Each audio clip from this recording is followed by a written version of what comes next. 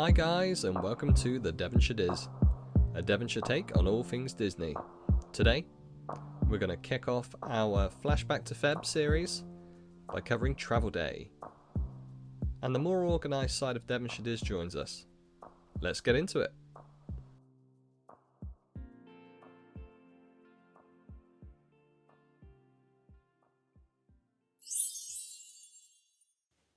Lauren.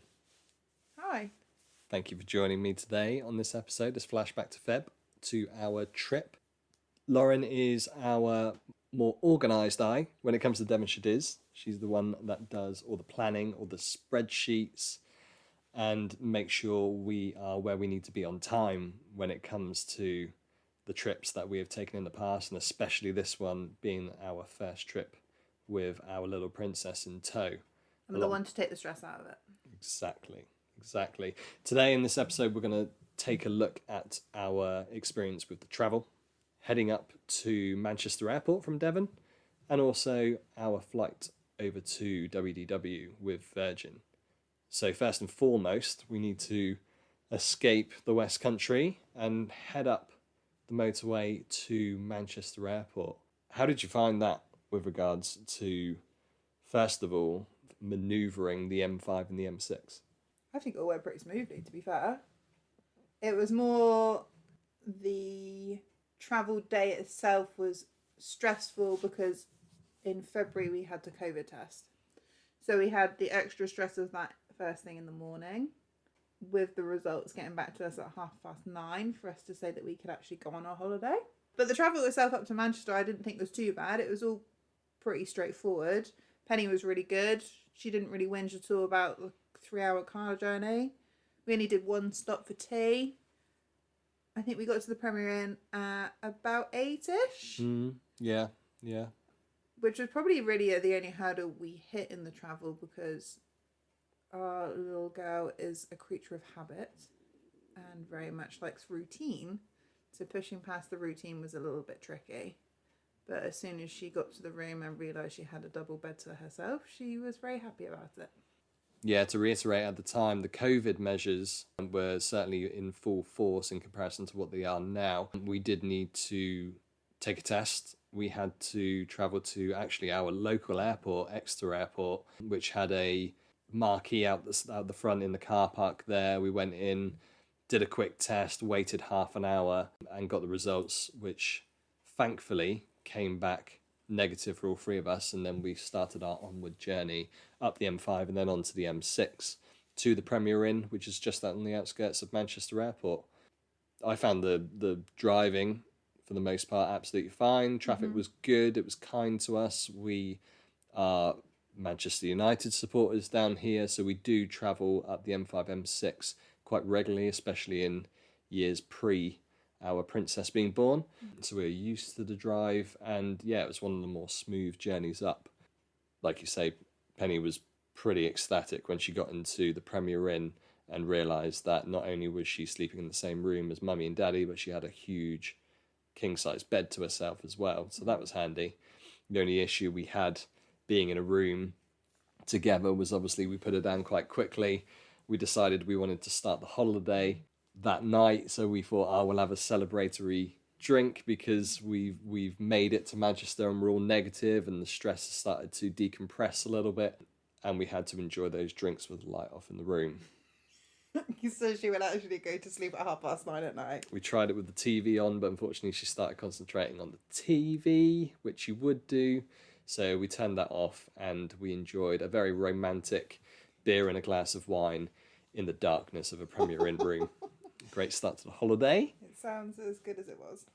So once we had a reasonable night's sleep, I mean, who sleeps well, A, in a bed which isn't yourself, and two, when you're buzzing to go to Walt Disney World.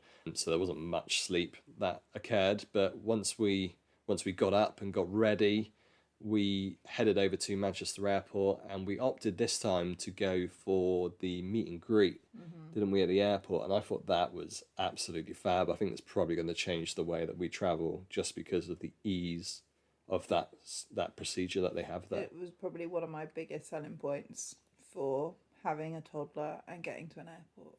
So we were really lucky in Manchester that the meet and greet, essentially you just drive to the terminal. There is a multi-storey car park there. Park your car in the designated area. There's the signpost for the meet and greet area. And it was just a matter of popping your keys to the chap and then walking across the bridge and you're in the terminal. I thought it was fab. Literally across the road, weren't we, after we dropped the car off to Yeah. get into the terminal. And you turned right at the terminal door, went to a chappie, gave him your keys, and he said, here's a little slip of paper, keep that and come back after your holiday. And it was as easy as that. Worth its weight in gold for having a toddler. Even if you've got multiple kids, I think it's the best thing you could probably spend your money on pre-holiday. Yeah, we all know these days that there's an additional level of stress when it comes to travelling and anything to ease that pressure. Meet and greet was just such a fab way to start. It really was. Headed into Manchester T2. Now, again, disclaimer, Manchester T2 has had a, let's say, roller coaster of a year from what we've seen in reviews of people travelling in and out of Manchester Airport. We are talking about a February trip here. It was fairly recently opened, you could say, I guess, given the restrictions that were lifted in November. So we were quite early on getting back across the pond. We were only 3 months after the borders had opened. Exactly, and with it, the airport itself was fairly quiet. We were travelling on a Thursday, which again is probably another recommendation in comparison to going on, say, a Saturday or a weekend flight. And travelling on a Thursday was certainly a lot more smooth, a lot quieter in Manchester Airport. Check-in was really smooth. Bearing in mind we went with Adam's parents and sister in tow as well, so there was an extra 3 of us to think about once we got to the check-in desk. But it all went really smoothly. We all checked in together. It was literally a case of we all handed our passports over and they did it all together, so that helped. I don't think we queued at all at check-in. And for security, I don't think we waited more than 10 minutes to get to the bag drop, as I call it, to actually go through the scanners.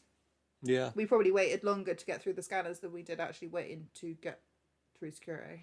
Yeah, that's where we met the start of a decent amount of people, but honestly, they were well staffed at that point to open up some other avenues. I still don't think it took us longer than 20 minutes to get through all the security. No, definitely not.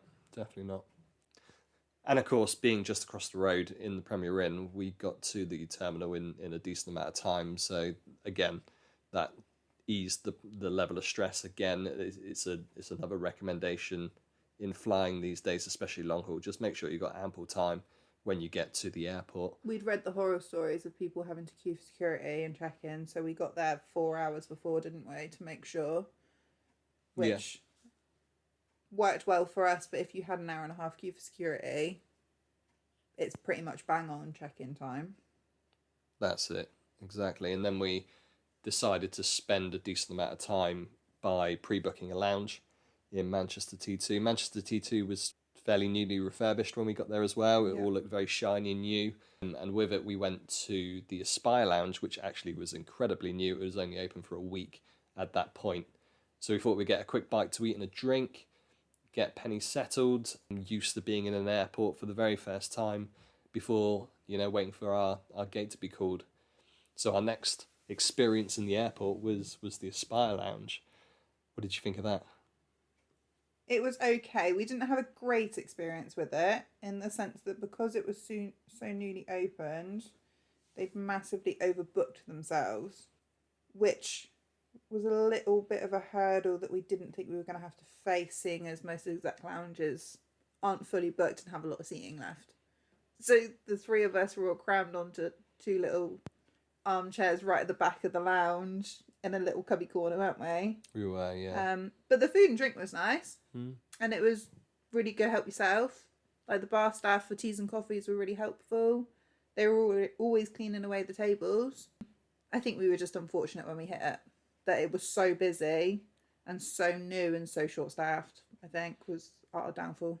Yeah, I was speaking to one of the staff members there, and she mentioned that some of the staff members were called the night before because they obviously experienced that week how understaffed they were, and they were bringing them in from different airports and different Aspire lounges to help out.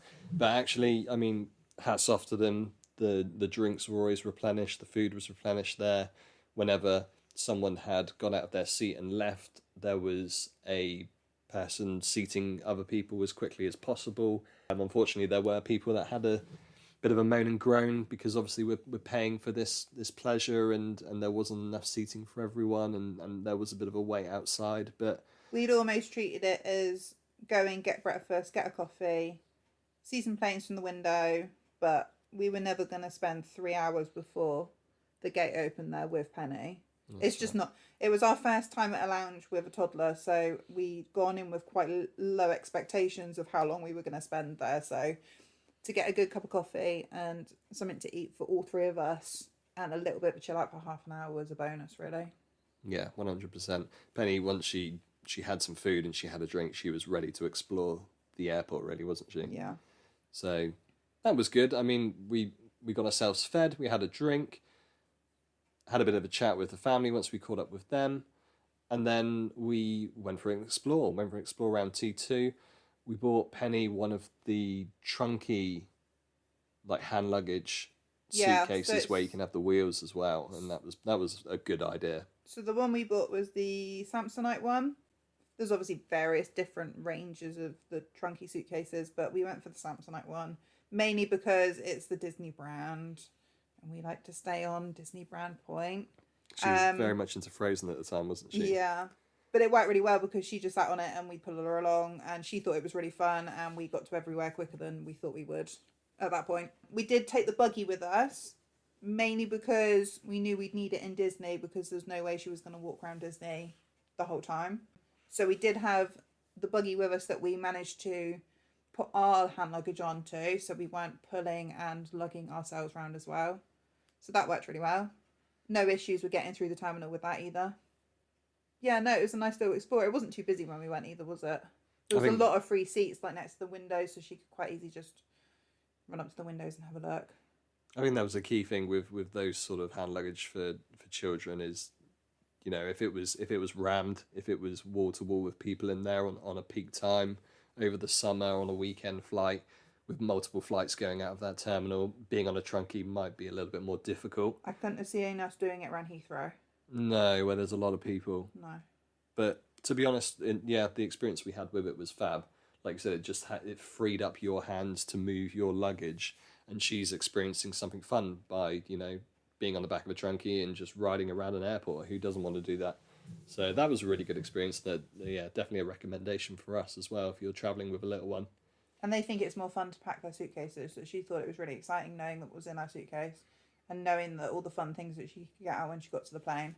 So that really helped with any kind of stress about first plane journey out the window, really. That's right. So we've had a little explore over the airport, and then great news, the gates open. So it was time to get everything packed up. We had seen the plane that we were on and travelled down to the gate. It was only a short wait, really, at the gate, wasn't it, before we started boarding? That was really also quick. Really handy. Basically, by the time we got down there and everyone had a pre-flight toilet break, it was time to board, wasn't it? We got really lucky with that, really. Yeah, they were quite efficient in getting us on, and not someone who was sponsored by, but we would always recommend flying with Virgin, and their customer service, just from the outset, from, you know, the check-in desk to the bag drop to, you know, boarding at the gate, they were absolutely on it. They were really attentive for Penny as well, weren't they? Exactly, yeah. So they got the families and the ones with little ones on first, so we were all settled on the plane really quickly, which was fab. A little bit further back than what we're used to. We usually like being on the wing. You like having the wingtip view, don't you? Having a good wing view, yeah. Exactly. We're a little bit further back, but it wasn't too bad. Still had a fab view. We were quite lucky, I suppose, with a little one as well. When you're travelling with additional family, the 3 other family members, my mum, dad, and sister, were in front of us. So it meant if there was any sort of kicking of chairs or whatever, then we would be fine. The plane we were on was a 242, wasn't it? The seat arrangement. That's so right, we had 2 of the family behind. It was me and Penny in the middle, and then we had 2 family in front. So it didn't matter whether she reclined her seat by accident the whole way back or whether she kicked the seat in front. We just knew that it would be family, so we weren't going to narc anyone from that point of view. And I mean, you're flying to Florida, aren't you? The majority of the people on that plane They're probably going to Walt Disney World. So there was a lot of families on there. And actually, for the most part, didn't hear a peep out of any child. No, really all on the kids flight. were really good It on was the whole flight. really, really quiet. So that was fab. So yeah, we got ourselves settled down, ready to take off. Penny opened up her trunky full of different bits and pieces to keep her entertained for the 10 hours that we were on the flight. The flight actually was quite long in comparison to what we've had before. Yeah, it was a long flight. I think it was a combination of obviously the weather at the time being Feb and being on an A330 instead of being on a 747, which obviously was a lot bigger and a lot stronger to get through. I think it was 9.5 hours, wasn't it, out? Yeah, which was a bit of a surprise, but I mean, nothing untoward, really. No, and for her first flight, she did amazing. Yeah. She didn't groan once about being stuck on a plane. She was really content with everything that she brought. We bought her a few little games. We bought one of the Amazon tablets so that she had preloaded games and some films to watch. She did a couple of little walks up and down the aisle. She did really well, didn't she? There was no groaning at all. We only got a half an hour nap out of her, which was the only downfall, so she was a little grouchy by the time we got to Orlando, but she did really well on the flight itself. Yeah, and another mention to the crew with Virgin, really. They really do put your mind at ease as a parent, more than happy to entertain a child where you were required to do so. Like we said, when Penny started walking up and down the aisle, the cabin crew were happy to talk to her and show her different bits and pieces. Whenever they walked past her, they were asking how she's doing, is she enjoying her first flight, checking in on what Disney film she was watching. Majority of it was Encanto on a loop at the time. But no, they were ace. They were really, really good.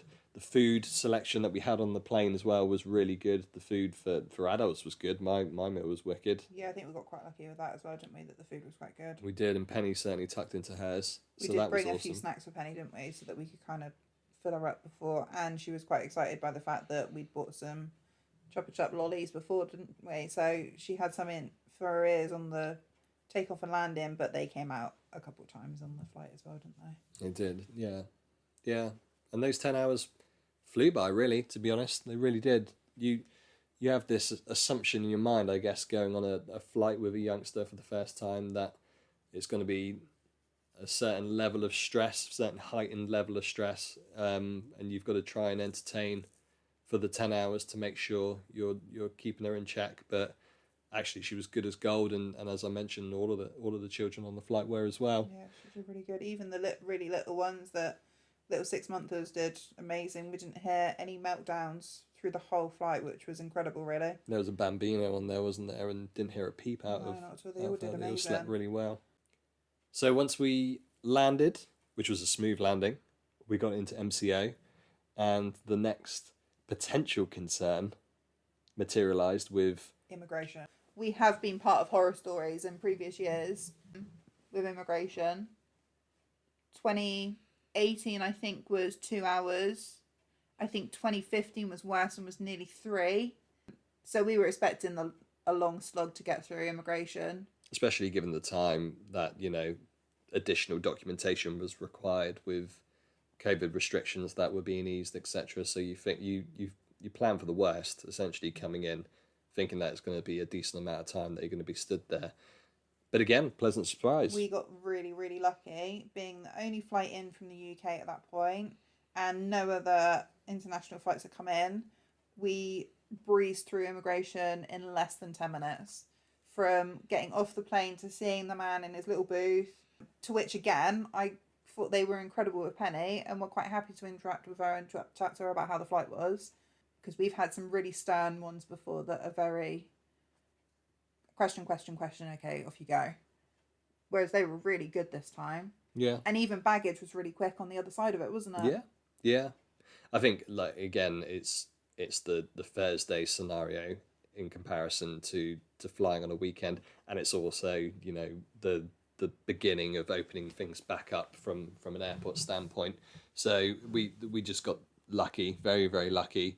We appreciate that, certain families that we've seen vlogs from and comments online have had a bit of a double whammy where they got stuck with a huge queue in Manchester, and then having that same queue heading into MCO because of multiple flights coming in at the same time. Yeah, But we've been there with the MCO. We know how horrendous it is, and it is a slog. yeah, Because all you want to do is get out the other side and get to your hotel at that point. Especially with the 5-hour time difference, it's a bit of a killer when you're stuck in a queue, and you know you've got the magic on the other side. exactly.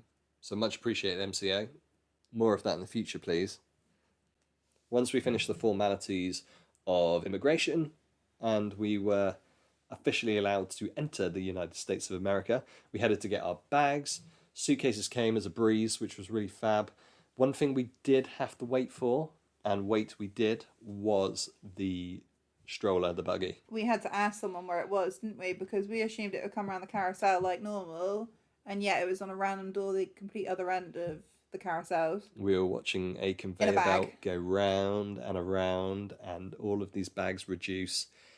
And then we got to a point thinking, look, we're just going to have to ask someone. And then turned around, asked the chap, and he was like, yeah, it's over there. Great. And it had been there the whole time that all of the other bags had come out. That was the only thing we had to wait for. And to be fair, I don't think we waited any more than a quarter of an hour for it. I think we were in a little bit of a, travel haze at that point. Yeah, I think we were knackered by this point. if we did have a little look around ourselves, we probably would have found it a little bit quicker. But, not to worry. Like I said, we got quite lucky with everything up to that point. So a little wait for the buggy wasn't too bad. Hopped in the buggy, and then we transferred across the road to Alamo. Which was really different for us. Really, really different. We have in the past had car hire, even from the airport, thinking back at trips when I went with my family as a youngster. But for the most part, we have been using, obviously, the Magical Express, which was an option for on-site guests. A complimentary option, I might add, at the time, but unfortunately that is a thing of the past. So this time around, we decided to drive ourselves. Got ourselves a decent deal that included a little bit of car hire, and we experienced driving, or at least I experienced driving, in Florida for the first time. But first things first, we needed to pick the car. Yeah, we didn't realise that we were going to have to pick the car ourselves, did we? We assumed it would be like over here where if you rent a car, they tell you what the car is, they give you the keys and they say, here you go, have the car, off we go. Whereas we got to Alamo and asked the chappie what car we had, and he said, oh, go and pick which one you want. To which was a little bit of a surprise, and there was a lot to choose from. And they were very big cars we went for because there were 6 of us and we had all the luggage. So this wasn't picking up a little Nissan Qashqai that we're used to driving. This was picking up a 7-seater with a boot big enough to fit all the suitcases. Yeah, I think when I was younger, when we were heading over to Walt Disney World and picking up car hire, which was a lot more attainable back in the day, the dream that you have in your mind as a child is, when I'm old enough to be able to drive out in the States for the first time, I'm going to get myself a convertible Mustang. Yeah, you were hoping that the Mustang was going to be included in the cost, weren't you? And we're all enjoying, we put the radio up and we're cruising down in Florida for the first time, and it ended up being a 7-seater Chrysler Pacifica. Brand new, clean as a whistle, bright white, cream leather interior. And like I said, we have a blue Nissan Qashqai that's now about 8 years old. The only hurdle we actually faced, though, when we got to the car was, A, how you were going to drive it on the wrong side of the road when it was a massive car. And B, how do we get the car seat in the car? Because the car seat was very different. Yeah, so obviously in the States they have a slightly different setup when it comes to car seats. We used to ISOFIX in our cars, so having this whole anchoring system was a little bit different for us. So we had to ask one of the Alamo men, didn't we, to come over and actually help us to fit it, because there was no chance I was driving away with a car seat that I had no clue how it fitted in the car. Yeah, and luckily the chap that came over to help us, he was really attentive, absolutely fine. He knew exactly how to do it straight away, didn't he? He did. I'm sure he's probably done many a car seat in those sort of cars. But yeah, absolutely fine. Once we got that figured out, car seat was secure, had a little check around, as we always recommend you do. Check around to the car for any bumps and scratches and document.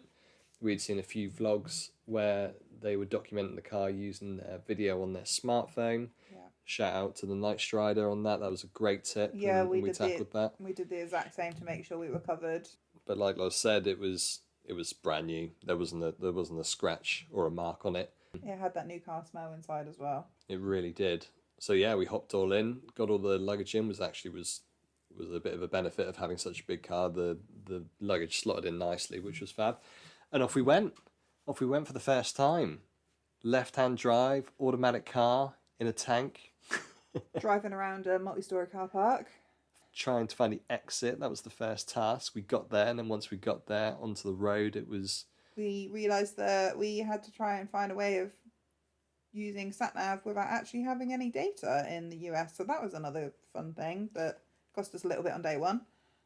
Definitely, yeah. But the good thing about the car was that we could build in the Google Maps straight from your phone, which gave us a plan of action to, first of all, get out of the grounds of the airport and then down to WDW. I had a vague idea of how to get down to Walt Disney World. It was just getting out the airport system, really, wasn't it? That was the hard part. Yeah, we did circle the airport once when we missed the turning, but you know, second time's a charm. We got didn't there. get charged for it, so that was the main thing. That's it, exactly. And we were on our way down. Smooth journey down. I think. Yeah, it didn't take long at all to get down.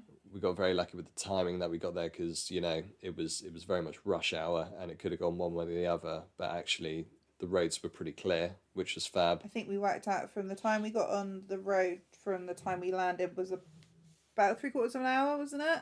Yeah. It was really quick. We decided to go toll and, you know, pay a few dollars to get down there, but actually that road was incredibly clear. We were looking at some of the traffic on the I-4 and the I-4 was pretty stacked. So yeah, went down the toll road, got there pretty quickly, and all of a sudden, after a long day of travel, we had finally arrived in our home for 2 weeks, which very much is our home as DVC members, and we ended up in Saratoga Springs. Which felt very surreal after moving our trip 3 times to finally being at the gates of Saratoga and being welcomed home was very surreal. That first security guard that we met saying, you know, we're checking in today, and he was like, oh, welcome back and welcome home. That hit me a little bit, I've got to admit. Yeah, not knowing how the COVID test was going to go the day before, it was a bit of a roller coaster 48 hours, that's for sure. But we got there, we checked in.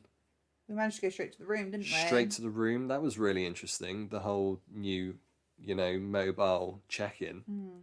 I got to admit, a part of it, I kind of missed being in a lobby and, you know, speaking to the cast members there and them greeting you, saying welcome home and giving you the insight of the goings-on as well. I missed that part. But again, with a child, the ease of having your room number ahead of time, knowing when you're going when you get into the resort, and going straight to your door, that was really handy. It was easier. It saved a lot of time having to wait with all the people in the lobby, didn't it? Exactly. Yeah, no one wants another queue after spending a decent amount of time queuing. No, definitely not. And we got really lucky where our room was as well, didn't we?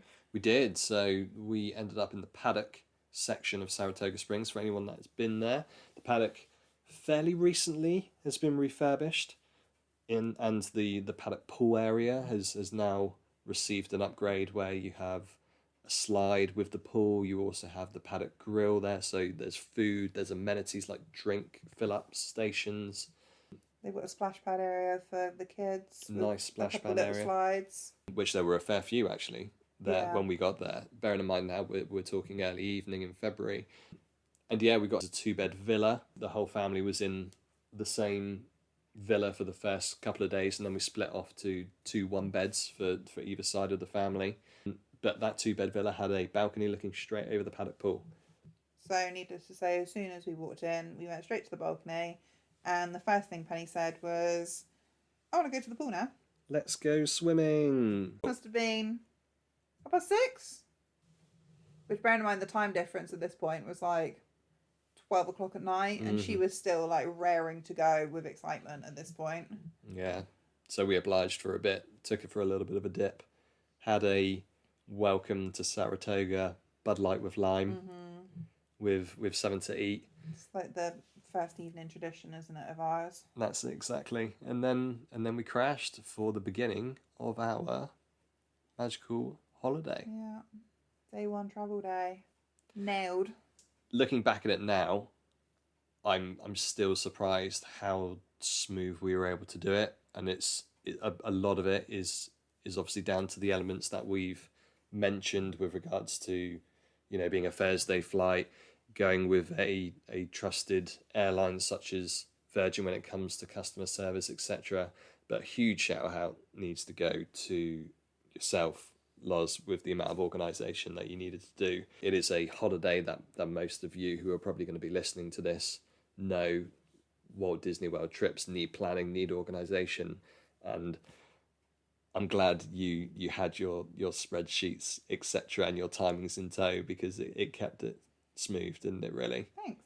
I think if you try to do it on a whim these days, given everything that's changed in airports in general, flying in general, and also at your destination, you're gambling a little bit. You do really need to plan ahead. I was that OCD traveller with a file of facts full of documents in order of when that happens, passports that they're ready to go everywhere, spreadsheets planned, colour-coded, dinings made, just to try and make everything a little bit smoother.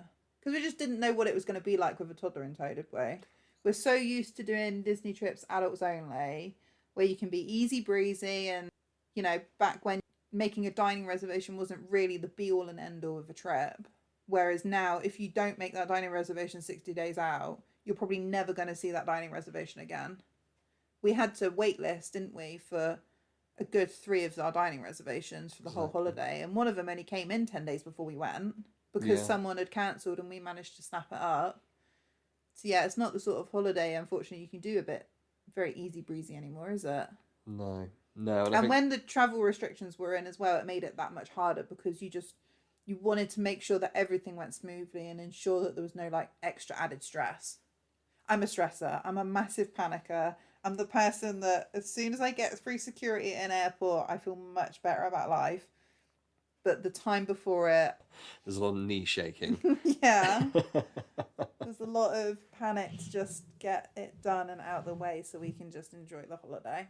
But, that additional planning it is worth it. It's something which makes lives easier when it comes to travelling, well, first of all, from Devon up to Manchester and then across the pond and into a holiday, which is now a holiday of times and schedules, etc. So, the key thing to take out of this travel day and the holiday in general was get planning. People will probably ask us as well why we decided to go from Manchester. That's the biggest question we've been asked from friends. In the main reason being is that Manchester Airport for us is a lot smoother and a lot more relaxed than us travelling to Gatwick, because Gatwick is the only other long haul place we could fly into MCO at this point. Yeah. And Gatwick for us is just very busy. It's very stressful. It feels like a longer way to go because the M4 and the M25 are always so busy from down here. So for us, it was worth paying that tiny little bit extra to fly from Manchester to know that we just had that extra bit of a comfort blanket, that it wasn't going to be quite so busy. Exactly. Yeah. And it worked out that way. We've been to Manchester before. On our honeymoon, we flew from Manchester. Yeah. We've been multiple amount of times from Gatwick to Florida and also experienced Heathrow as well. And it really is probably my recommended airport, Manchester, given the fact that it's, maybe it's an extra half hour on your journey up to the airport when you're coming out of Devon. But it's straight roads. It's the M5, the M6. You're off the M6, you're there. It just feels a lot less stressful than the Gatwick journey. And I don't know if that's just because from where we are in Devon, once you get past Bristol, the only real bit of congestion you hit is Birmingham. So it's not right at the end of your travel. You've kind of hit it at about an hour and a half into your journey. Whereas when we travel to Gatwick, we don't really have any issues until we hit the M4 and the M25. And that's the last slog to get to the hotel before your travel day. So it always feels like such a longer slog. And if you hit it bad, it can put you back an hour, 2 hours on your journey. Yeah, there's two options for Gatwick. There's the M4, or you go the A road. And as people coming out of the West Country know, on that A303, if you get one accident or something happens, one road work, etc. on that road, you are in for the long haul on that journey over to Gatwick. So it's another reason, and maybe another consideration for anyone heading from the West Country. Try Manchester out. It's a decent airport. And I definitely recommend meet and greet. If you've got an extra £20 to spend, definitely do meet and greet, and just save yourself the hassle of having to do that airport transfer on a coach, because it just takes an extra weight off your shoulders, and the extra stress is just so much easier. Would you say that's your hot take from the travel day, the meet and greet? Hugely. It was so easy. I hate the whole dropping your car off, having to wait for a coach, because you don't know if the coach has just left or if it's going to be an extra 20 minutes. It's just the extra time factor, especially when we got to the airport at 6:30 on our travel day. Whereas if we'd had to do airport parking further afield, there's potentially another hour that we'd have to factor into it, because driving to it, waiting for the coach, and then getting back to Manchester Airport. And with a toddler in tow, to me, it's not worth the extra stress. That's right. Yeah. Children certainly changes your perspective on travel, especially when it's the first holiday for not only the toddler, but it's the first return holiday from, 18 months being restricted, etc. I'm all for an easy life. Exactly. So on that positive note, that is day one. That's travel day. That's travel day completed. We got there. We made it. After all this time, all that planning, the waiting, the changing of the dates, we finally made it, and we were back in our happy place and back in our second home in Saratoga Springs. Join us in our next episode, where we will start diving into the holiday itself and follow along with, our holiday and the hints and tips that we made, and essentially our opinions of what Walt Disney World and what a Walt Disney World holiday is like at the minute, and also what a Walt Disney World holiday is like with a toddler for the first time. Hope you guys will continue to follow us. Thank you kindly for listening today. If you'd like to follow us in other avenues, we do have an Instagram page called @Devonshire_Dis. We're posting some fun photos from our trip back in February, and also some insight on that Instagram page. So please give us a like on Instagram, and we look forward to speaking to you next time. Thank you very much, guys. Bye.